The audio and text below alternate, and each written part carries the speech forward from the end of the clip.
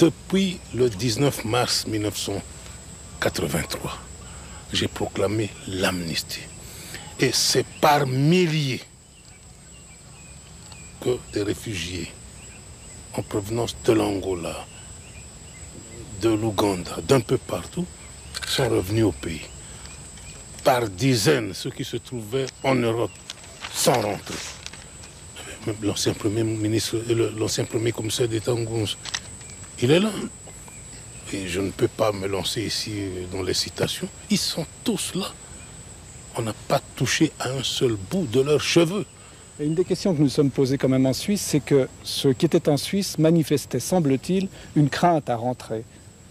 Comment vous l'interprétez? Ce n'est pas mon affaire, ça c'est à vous. Alors, vous étiez là avec eux, il fallait leur poser cette question. Et vous me posez question, je vais vous retourner la question. Eh bien, comment sont-ils partis du Zaïre et qu'est-ce qu'ils faisaient chez vous? Je crois que vous avez beaucoup d'argent, c'est connu du monde entier que la Suisse a beaucoup d'argent. Eh bien, dans les relations entre vos pays riches et les nôtres en voie de développement, je crois que le problème qui se pose, c'est de savoir comment aider. Lorsqu'il y a des crapules qui fuient leur pays pour des raisons qui leur sont propres, lorsque vous leur donnez de l'argent pour les soigner chez vous, est-ce pour vous une manière d'aider? Je ne crois pas.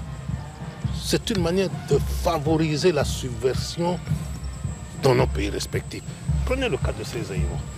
Eh bien, la seule personne aux Zaïres qui ne se plaint pas de leur venue ici, c'est moi.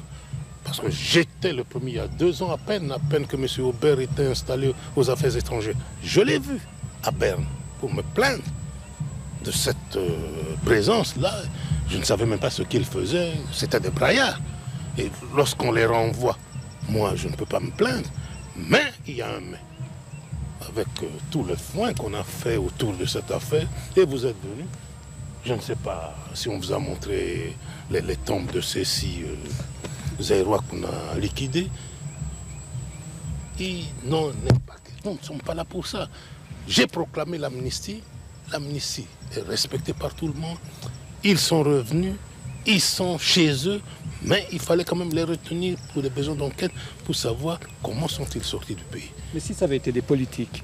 Comment? Si ça avait été des gens qui avaient fait des actions politiques en Suisse, par exemple... Mais la plupart, oui.